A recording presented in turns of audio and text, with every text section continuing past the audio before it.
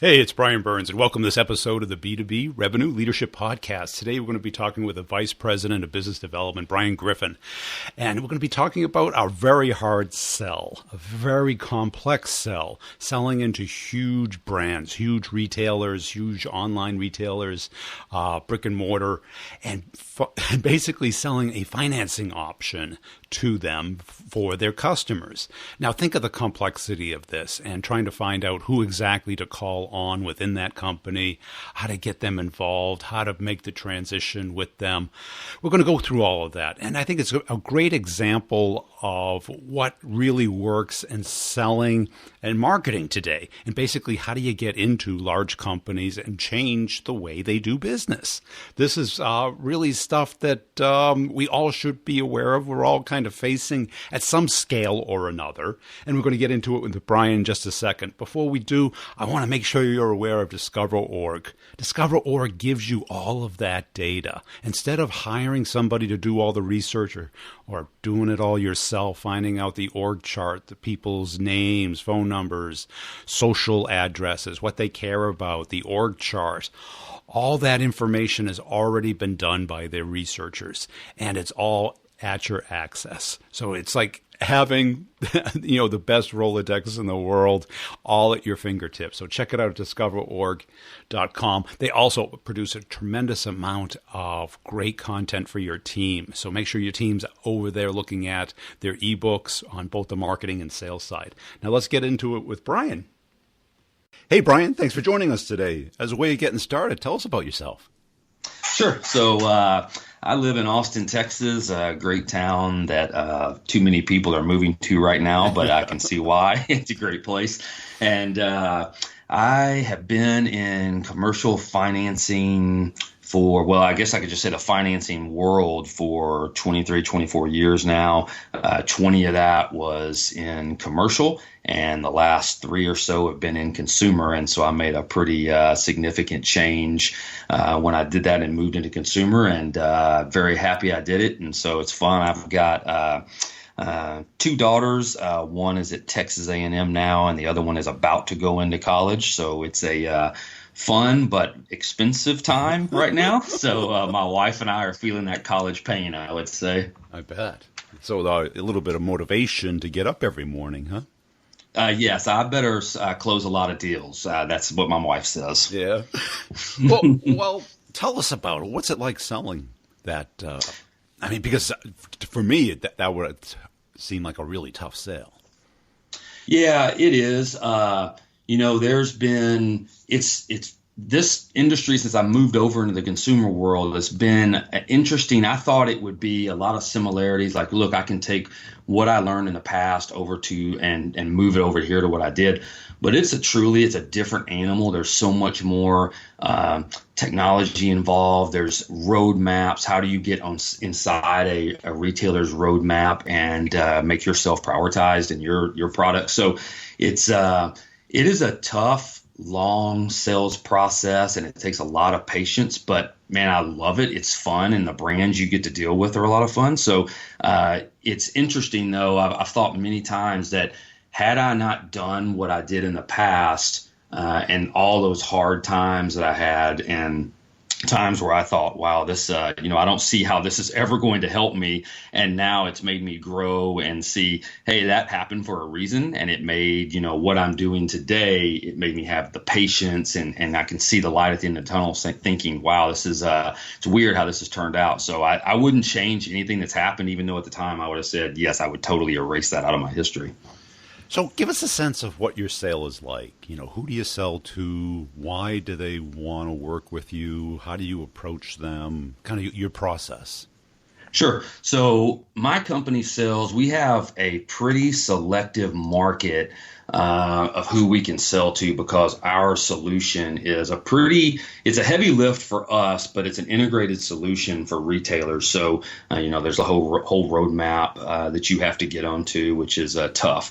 And so our solution is built for Fortune 500 maybe companies, and those are, so as you can see, our addressable market is pretty low. So as a sales guy, you're going to put in the time of trying to break into someone like an Amazon or a JC Penney or a Wayfair. Those are all typical customers of ours, and the reason they're looking at us and the reason that we're interesting to them is Vyze is a retail platform that connects lenders and retailers together. So we don't do any lending ourselves, but we have full spectrum lending supply on our platform.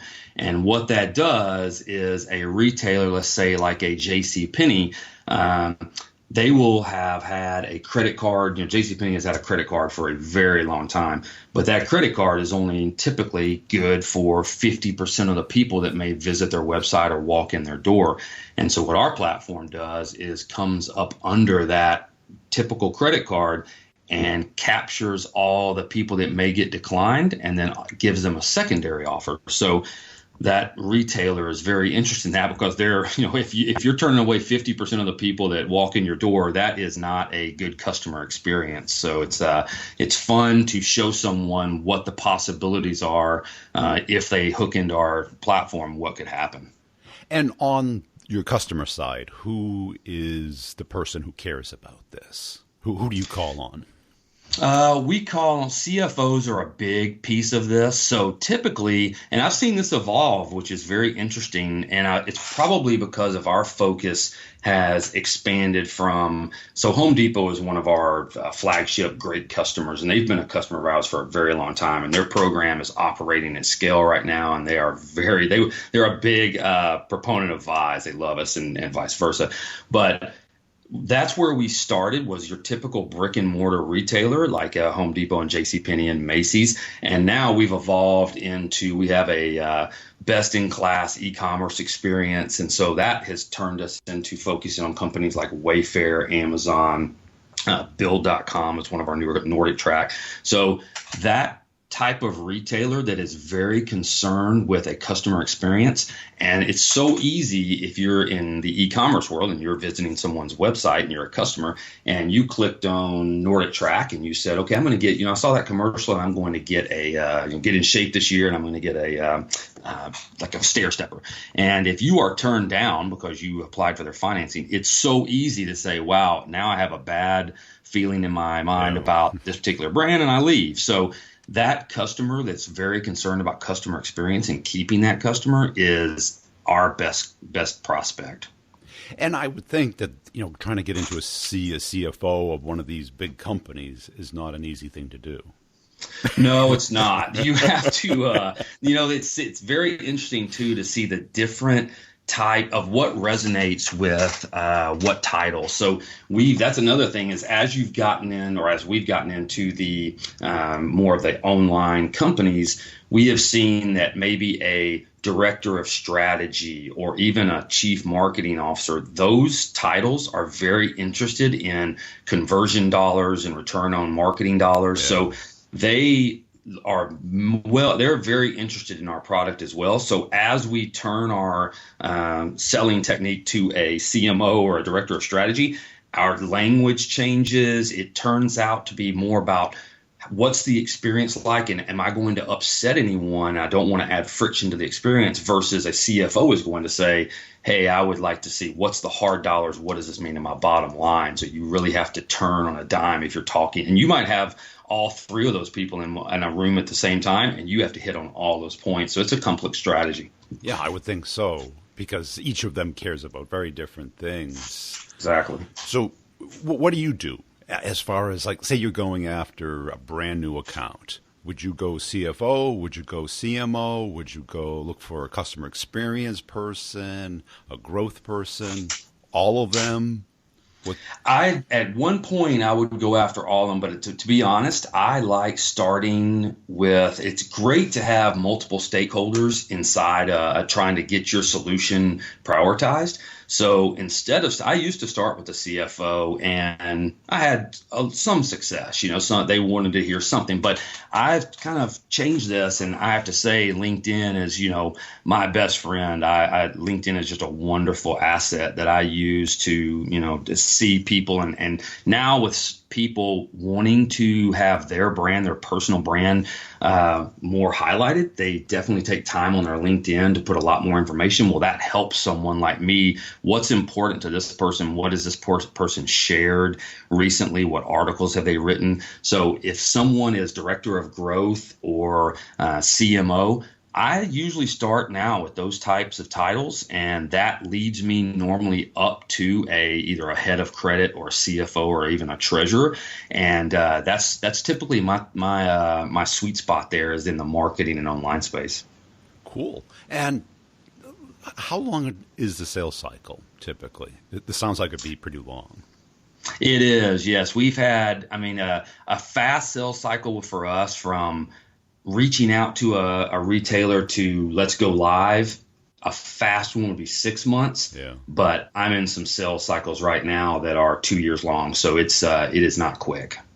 And because is it like a switch that just gets turned on once they've decided? I wish that was the case, but no, it is not. It is, you've got to have an integration team. And so you could, in our different channels, so we work in a POS environment like in store with the Home Depot, then we work in the e-commerce world, and we also have a call center solution. So all three of those have different time frames to them. And so a POS is definitely the longer pole in the tent here. That one takes a while. And e-commerce is much faster. So that's another reason as a salesperson, you're typically going to go to the path of least resistance. And so for me, e-commerce is faster and I can close more deals. So I like to focus on e-commerce. So that one, you're getting integration teams together and you are having them talk out. So at some point during the sales process, I typically take a step back and my integration team meets with their integration team and starts to take over. And while I might be hovering around, staying a bit involved, it's now the ball's in their court. And once that's done, we go live. So it's very interesting to see the different personalities because the integration team is worried about how long is this going to take and what are the dollars attached to it. So all that is rolled up into our solution. And as far as your outreach mix, what have you found to be the most effective? Phone, email, LinkedIn? Is there consistency there? Does it depend on, the kind of age of the person that you're reaching out to, the industry? What have you found?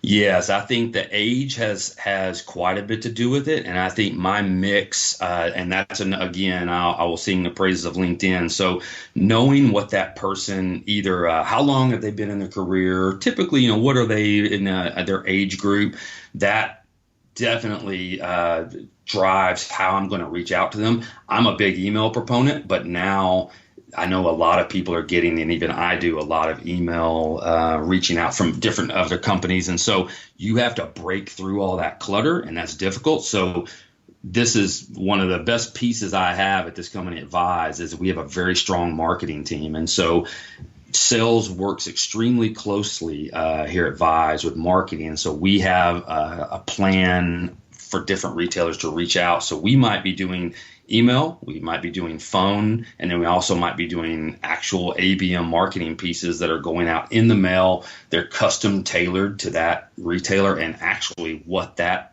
particular person in that organization likes, maybe feels like. So my marketing team, they can pivot and work very well. And like, hey, I see that this person loves motorcycles. And so maybe they put something inside a marketing piece that hits on that. So it's cool to have a marketing team that works with you. So I think mail, email, and phone, all three of those are extremely important to break yourself out of the clutter. And do you do all the outreach? Do you have a inside sales development rep, or is it Is it you in the Wild West? Right. It is as of today, but interestingly enough, so we just hired a market development rep. So this individual, it was very interesting seeing this person and the different people we interviewed for this. So if you want some success in that piece, and salespeople, I know myself, this was such a passionate piece for me, because if you're going to take away some of the outreach from me, I want to make sure you're doing it right. So when I get entered into the sales process here, that I'm confident that you took care of the customer until you handed them off to me. So it was interesting hiring this person, because seeing the different types of personalities and what their strategies were, I think the personalized outreach is so important, and that's why we settled on a person that we hired. Is they had this strategy of, hey, I've been doing this for several years, and I think I've worked out a great plan, and it's a personalized approach, and that fits us very well. So it's interesting. Right up until this point, it's always been me, and I enjoy that piece of it. But now it's going to be kind of handed off to someone. I'm interested to see what happens. Yeah, that is a kind of a hard transition. Right, because I've done it, and when it works really well. But if it doesn't work, it can be frustrating, because yes, the inside person sometimes wants to take it too far. Mm-hmm. Or exactly. Yeah, and all of a sudden, and if you're a passionate salesperson, and I am, and I take a lot of pride in how I build relationships with my customers.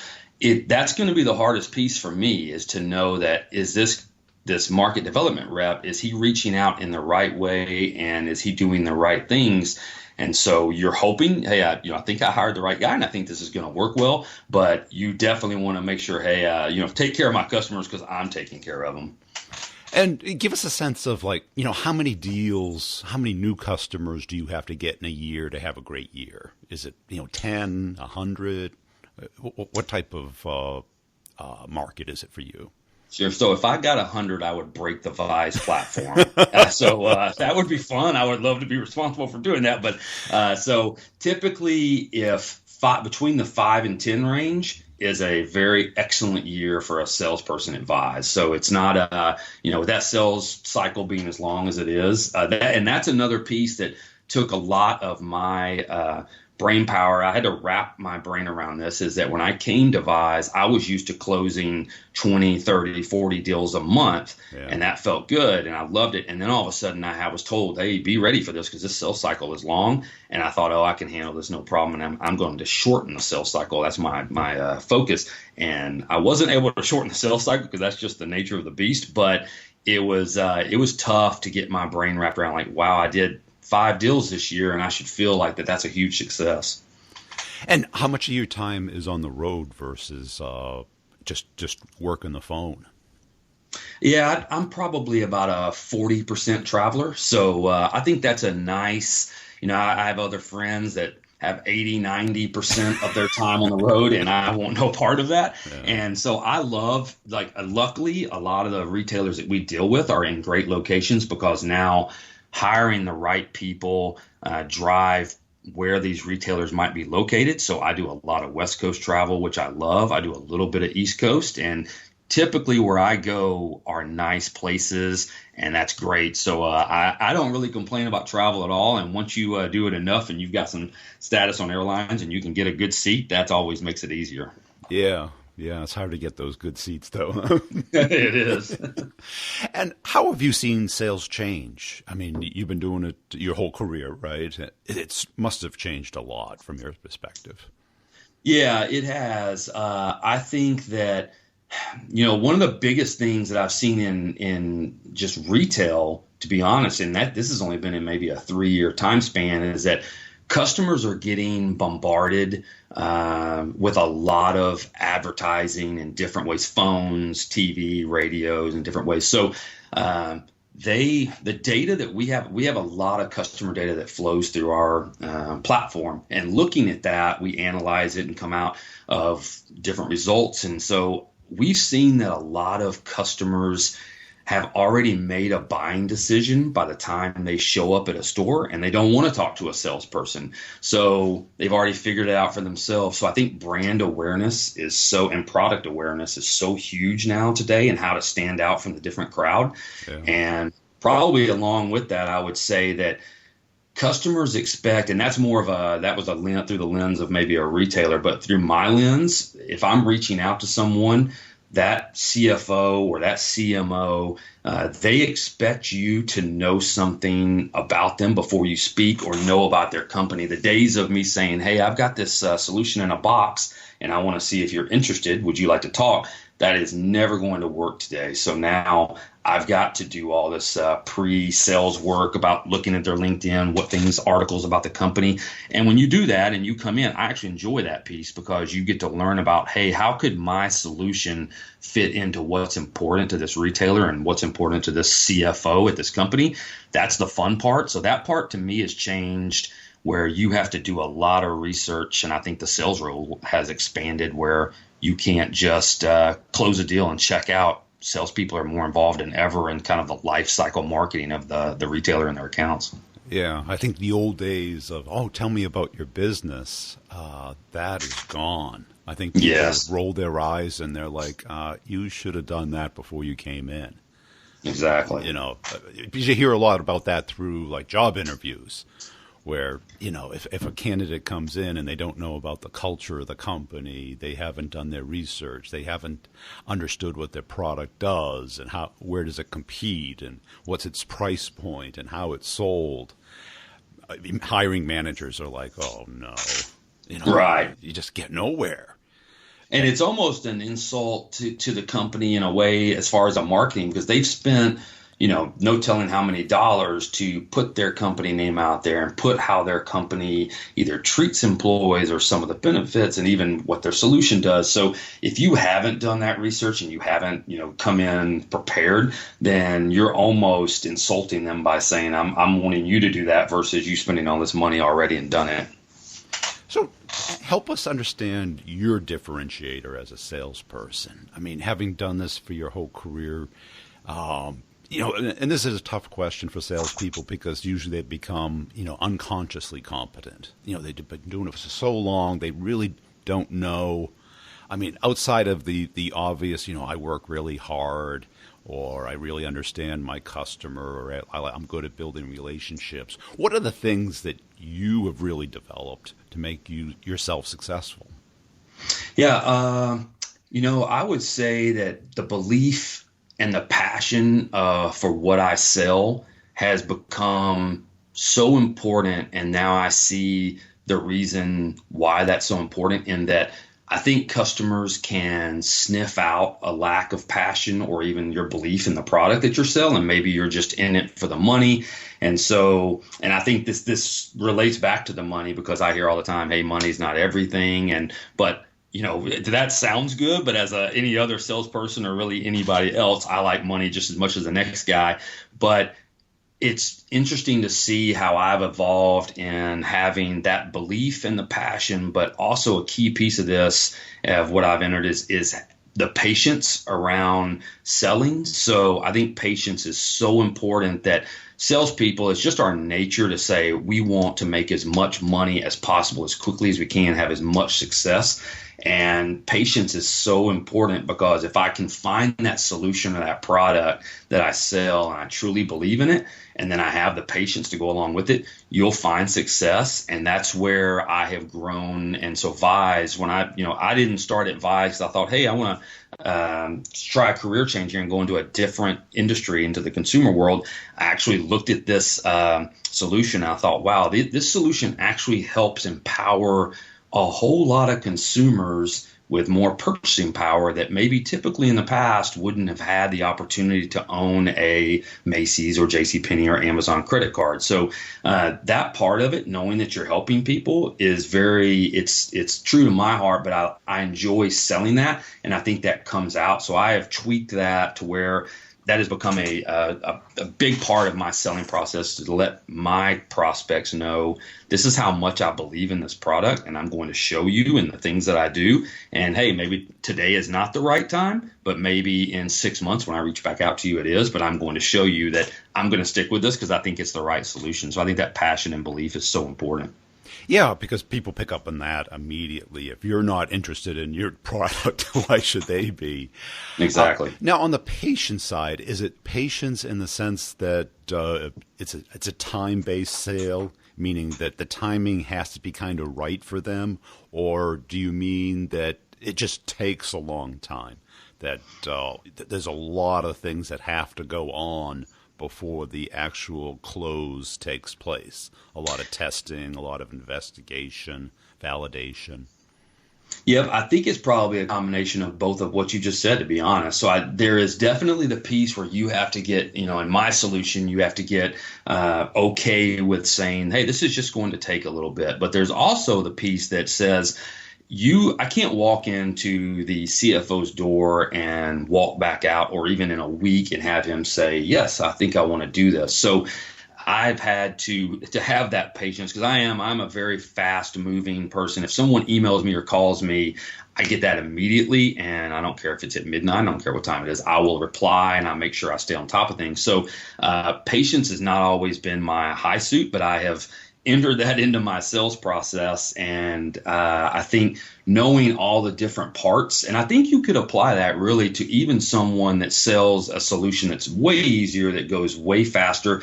If you have that patience and you don't look like you're desperate or you're not trying to hard sell, which does not work in today's world, I think that that success comes along with it. And this was just happened to me. I actually went to a Honda dealership here locally and bought one of my daughters, or leased her, a Honda Civic, because she went off to college. And so thought, good, safe car, not very expensive. And man, it was such a different world dealing with that car salesperson versus what I used to see with my dad and how the car salesperson acted back then. And I thought, wow, this is you could actually have a training class at Honda and say, this is how salespeople should work. There was no pressure. He was like, hey, I hope this works out for you. We've done our best job. And so now I've actually ended up going back and buying another Civic for my other daughter. So I'm a 2-time Honda owner now. And it's really because the sales process was so pleasant and so nice. I think that's so important in having a nice close ratio and having your customers think of you as a partner. Yeah, I think that is a good point, because a lot of us are looking at the end of the month, the end of the quarter, our deadline, not our customer's deadline. And people sense that very quickly. And I think it really breaks trust immediately when all of a sudden your interests become paramount to theirs. So true. And all of a sudden trust is thrown out the window. That's right. How do you stay on top of your game? I mean, how do you develop yourself as a salesperson? How do you, make sure that you're not losing your edge, and Yep. stay.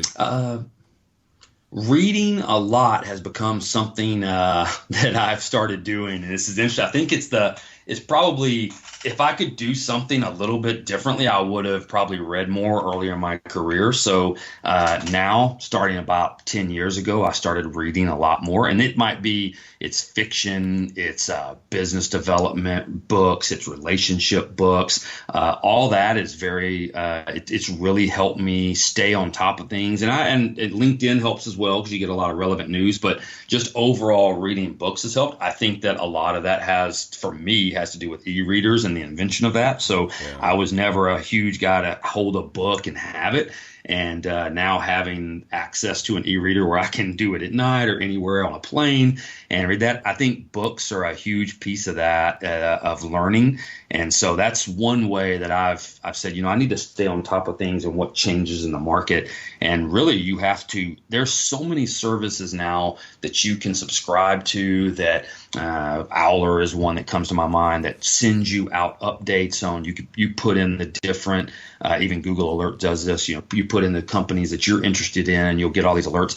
I soak all that information up. So I read that and listen. And then I would say probably maybe even above all of that I just mentioned, was probably listening to other people. So I'm very lucky at Vyze that I have some people that are, I don't want to say old timers, but they've been in the industry for a long time, and so not so much age, but a lot of history under their belt in different situations. And listening to those people versus, hey, this works for me, and I'm going to do it, and that's how I'm going to do this.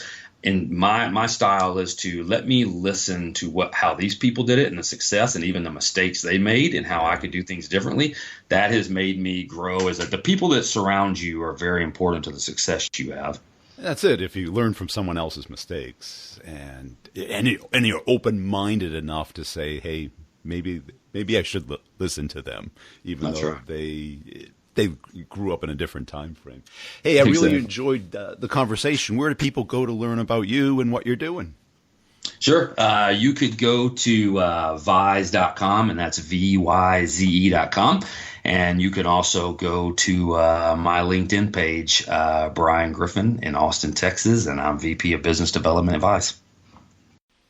Hey, I hope you enjoyed that. Brian's a great guy, and I really appreciate him coming on the show and sharing his story and his approach so openly and honestly. And I think your sales team and your marketing team could get a lot out of that. I also want to announce that I have opened up a new course called SDR Graduate School, and the idea is for sales development reps and business development reps, whether they work under demand gen, under marketing, or sales development under sales.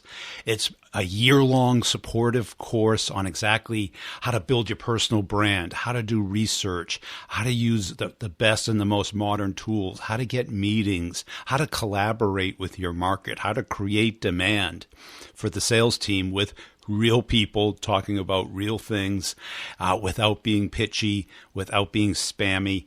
So that's available now, and it's either for your existing team or maybe the people you're hiring, if you want them to go through and be trained by somebody else so that you don't have to do all the training. They can talk to somebody. I got office hours every week for an hour, and so it's super hands-on. So that's basically 52 hours of coaching training, one-to-many, not one-to-one. But I will answer any questions that I get through email, and I'll include it in the course as video examples. And the course will be living, meaning that it'll be enhanced as people set up requirements. So it's a great opportunity if you're hiring either BDRs, business development reps, or sales development reps, or you know somebody who wants to get into that space. It's a great, easy way to do it. Walk you through that whole process from no sales experience or B2C sales, retail experience, all the way through, and you can pick and choose the things that you need. Most people, they just need to get meetings, right? That's the real core function of it. Check it out at B2Brevenue.com and sign up. Appreciate it. Also, you can get the free ebook, How Large Companies Make Purchasing Decisions, at that website, B2Brevenue.com. Appreciate everybody listening.